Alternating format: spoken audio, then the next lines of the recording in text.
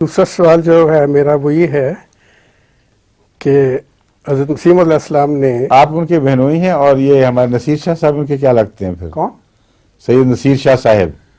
وہ بشیر ان کا ماموں ہے. ٹھیک ہے، یہ بشیر نصیر کا ماموں ہے. ٹھیک ہے، ٹھیک ہے. حضرت مسیح علیہ السلام نے ثابت کیا ہے کہ آپ سے چھوٹے ہیں کافی بشیر جی؟ صاحب؟ بشیر شاہ صاحب آپ سے چھوٹے ہیں کافی؟ نہیں، میرا خیال ہے 1-2 سال چھوٹے ہوں گے. اچھا، زیادہ تو ان کا ماموں آپ نے کہا، میں نے کہا بے تکلفی بچپن سے لگتا ہے آپ کی، یہ نہیں کہا ان کے ماموں ہیں، یعنی کہ ان کا ماموں ہے. ماموں ہے. آپس میں ایک دوسرے سے آپ کے حوالے سے گفتگو نہیں ہوتی، آپ یہ کر رہے ہیں، آپ یہ کرتے ہیں، یا تم کیا کرتے ہو، تم یہ کرتے ہو، تم وہ کرتے، اس طرح بات کرتے ہیں آپ دونوں آپس میں؟ بے تکلفی ہے زیادہ یا جی احترام کا بالکل رشتہ قائم ہے؟ بالکل بے تکلفی. اچھا، ایک دوسرے کو تم کر کے باتیں کر لیتے ہیں. تو خیر نہیں جی. آپ نے کہا نا ان کا ماموں ہے، تو میں نے یا تو بہت چھوٹا لڑکا ہے آپ کے مقابل پر، ماموں ہیں. ان کے ماموں ہیں، جی. یہ کہنا چاہیے تھا. حضرت عربی زبان السنہ ہے، تو جو کہ حضرت آدم علیہ السلام کو سکھائی گئی تھی. اس سے پہلے جو دنیا آپ کو کس نے بتایا؟ جی آپ کو کس نے بتایا کہ آدم علیہ السلام کو سکھائی گئی تھی؟ ابھی میں نے تو یہی پڑھا یہاں، ہاں، میں نے تو یہی سنا. انسان کو سکھائی گئی تھی. آدم تو بہت بعد میں پیدا ہوئے ہیں. جی وہی میرا آدم سوال. باتیں کس طرح کرتے تھے پہلے؟ اس سے نبی بننے سے پہلے آپس میں کیا باتیں کیا کرتے تھے؟ یہ غلط فہمی ہے. جب اگر لفظ آدم اس حوالے سے استعمال ہو تو اس سے مراد انسان ہوتا ہے، اور آدم کا ایک معنی حضرت آدم جو نبی اللہ تھے. یہ دو الگ الگ معنی ہیں جن میں لفظ آدم استعمال ہوتا ہے. آدمی جب ہم کہتے ہیں تو یہ مراد نہیں کہ آدم علیہ السلام کی ساری اولاد ہیں. وہاں آدمی سے مراد ہوموسیپینز جو انسانی نسل ہے، اس کے معنی میں ہم لفظ آدمی استعمال کرتے ہیں. ٹھیک ہے؟ حضرت مسیح علیہ السلام نے فرمایا ہے کہ انسان کو، یعنی آدمی کو، ان معنوں میں کہ وہ ایک عام مخلوقات سے نکل کر ایک اور مخلوق کے طور پر ابھرا ہے. خدا تعالیٰ نے زبان سکھائی ہے. یہ ایک دعویٰ ایسا ہے جس کے متعلق لوگ سمجھتے ہیں کہ شاید یوں ہی دعویٰ ہی ہو اور دلیل کوئی نہیں. حضرت مسیح علیہ السلام نے دلائل کے طور پر ایک تو عربی زبان کی وہ خوبیاں بیان فرمائی ہیں جو آغاز ہی سے اس میں چلی آ رہی ہیں، اور کوئی ارتقائی کیفیات اس میں دکھائی نہیں دیتی. اگر یہ زبان از خود بڑھتے بڑھتے ترقی کرتے کرتے کہیں پہنچی ہو تو وہ بھی ہو سکتا ہے اللہ نے سکھائی ہو، مگر اس پہ لوگ شک کرتے ہیں. پھر کہتے ہیں پہلے اوناں شروع کی، ٹونٹاں شروع کی، پھر آہستہ آہستہ اس سے سب بچہ کہتا ہے، اشارہ کر دیا ماما، پھر آہستہ آہستہ پانی کو مم. اس طرح اگر زبان بڑی ہو تو عربی زبان کے اندر ایک لمبا ارتقائی دور ایسا دکھائی دینا چاہیے، اور پھر وہ قاعدے قانون نہیں بنا کرتے ارتقاء کے ذریعے جو مکمل زبان کو ایک سانچے میں ڈھالے ہوئے ہیں. اس کے لیے ایک باشعور ہستی کا ان قواعد کو طے کرنا ضروری ہے. سمجھیں؟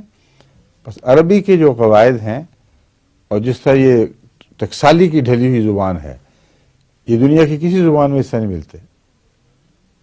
تو بہت سے دلائل حضرت مسیح علیہ السلام نے اس کے حق میں دیے، اور السنہ کتاب لکھی جس سے ثابت کیا کہ ہر دوسری زبان ٹریس ہو جاتی ہے عربی کو، اور عربی ان قواعد سے دوسری زبانوں میں ٹریس نہیں ہو سکتی.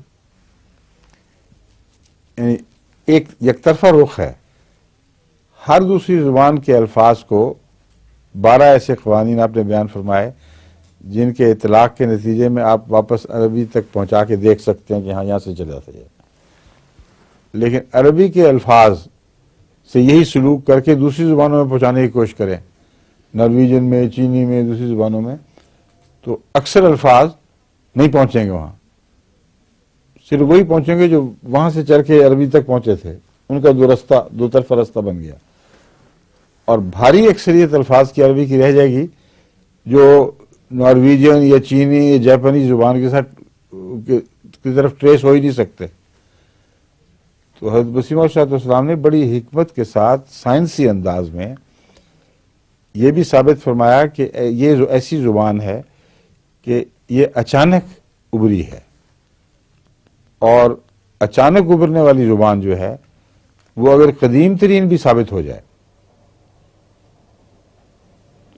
تو اس کا مطلب ہے کہ قدیم ترین زبان میں کوئی تبدیلی نہ ہوئی ہو، اور جو زبانیں اس سے نکلی ہیں وہ تبدیل ہو رہی ہیں۔ تو ان سب باتوں کو اکٹھا پڑھیں تو ایک قطعی سائنسی ثبوت ہے اس بات کا کہ عربی زبان از خود نہیں بنی، نہ انسان کی کوششوں سے، عام انسانی معاشرے کی تمدن کے نتیجے میں یہ ظہور میں نہیں آئی، یہ بنی بنائی گھڑی گھڑی اوپر سے اتری ہے۔ اس بات کا سائنسی ثبوت جو حیوانی دنیا سے ہم پیش کر سکتے ہیں، اور وہ بہت ہی اہم ثبوت ہے، وہ یہ ہے کہ ارتقاء بہت لمبا عرصہ لیا کرتا ہے، اور جانوروں کی دنیا میں 1 بلین سال سے ارتقاء ہو رہا ہے، مگر جانور نے ارتقاء کے ذریعے زبان نہ سیکھی، اور جانور اور انسان کی زندگی میں جو گیپ ہے وہ بہت چھوٹا ہے۔ جتنا لمبا عرصہ زبان کے ارتقاء کے لیے جانور کی دنیا سے انسان تک کے درمیان چاہیے، اس کا کروڑواں حصہ بھی نہیں ہے وہ فاصلہ۔ سمجھ گئے بات؟ یعنی انسان کچھ فی الحال بھول کے آپ بندر تک پہنچیں، آغاز سے بندر تک پہنچنے کے لیے 1 بلین سال درکار تھے، درکار تو اس سے بھی بلین زیادہ ضرورت تھی سالوں کی، بلین ضرب بلین ضرب بلین، ایک سیل سے لے کر بندر تک بہت زیادہ وقت چاہیے، مگر سیل سے لے کر بندر تک کل 1 ارب سال ہے صرف۔ اول تو اسی نے سائنسدانوں کو مبہوت کر رکھا ہے کہ اتنے چھوٹے عرصے میں 1 ارب سال میں یہ اتنا بڑا ارتقاء ہو کیسے گیا، مگر اس سارے عرصے میں زبان کا ارتقاء نہیں ہوا۔ سوچنے کی بات ہے، کبا اسی طرح کہاں کہاں کرتا ہے جو ادب سے جب سے پیدا ہوا ہے، چڑیا نے وہی چو چو ہی سیکھی ہے، اور شیر نے دہاڑنا، اور ہاتھی نے وہ اپنی آواز کیا کہتے ہیں اس کو جو نکالتا ہے، چنگھاڑنا، اور گدا ہینکتا ہے، ہاں۔ تو یہ ساری چیزیں ہر جگہ ایک جیسی ہیں، کوئی ارتقاء نہیں، اور بندر اور انسان کے درمیان اتنا چھوٹا فاصلہ ہے، یعنی ارتقائی فاصلہ کہ 1 کروڑ سے بھی کم ہے وہ فاصلہ، وہ 100 کروڑ میں سارا ارتقاء ہوا ہے۔ تو انسان کی جو پیدائش ہے وہ چند لاکھ سال سے پیچھے ہے ہی نہیں، یہ حقیقت ہے ثابت شدہ۔ تو اب دیکھنے والی بات یہ ہے کہ بندر تک تو ارتقاء 1 ارب سال کا قریباً کوئی زبان نہ سکھا سکے، اور جب انسان بنے اور اس کے درمیان فاصلہ صرف چند لاکھ سال کا ہو، تو چند لاکھ سال میں انسان اتنی تیزی سے ارتقاء کرے کہ ساری زبانیں بولنا شروع کر دے، یہ سائنٹیفکلی امپاسبل ہے، اور پھر اس کا ٹریس ملنا چاہیے پیچھے۔ انسان سے پہلے بندر کے درمیان ایسے جانور ملنے چاہیے جنہوں نے تھوڑا بولنا شروع کیا، پھر زیادہ بولنا شروع کیا، پھر زیادہ بولنا شروع کیا، یہاں تک کہ انسان نے ان سے کچھ اخذ کر لیا، وہ ہے ہی کوئی نہیں، ٹوٹل گیپ۔ اس لیے یہ اتنی قطعی دلیل ہے ایک سائنٹیفک کہ کوئی دنیا کا سائنسدان اس کو جھٹلا سکتا ہی نہیں ہے کہ یہ الہامی زبان ہے، اور جس کلام الہی نے یہ مضمون پیش کیا ہے، اس نے حیرت انگیز صفائی سے یہی بات بیان فرمائی، خلق الانسان علمہ البیان، اور کسی جانور کے متعلق یہ نہیں فرمایا کہ علمہ البیان۔ صاف پتہ چلتا ہے کہ یہ غلط فہمی دور کرنے کی خاطر یہ آیت آئی ہے کہ تو یہ نہ سمجھنا کہ وہ ارتقائی چیز تھی جو آہستہ آہستہ حاصل ہو گئی ہے، یہ سکھائی گئی ہے، تعلیم دی گئی ہے۔ اور پھر ربک الاکرم الذی علم بالقلم، تو پہلے بیان بھی خدا نے سکھایا، لکھنا بھی خدا نے سکھایا۔ نہ جانوروں کو بیان آتا ہے نہ لکھنا آتا ہے، دیکھ لیے کیوں جی، وقت ابھی ہے نا۔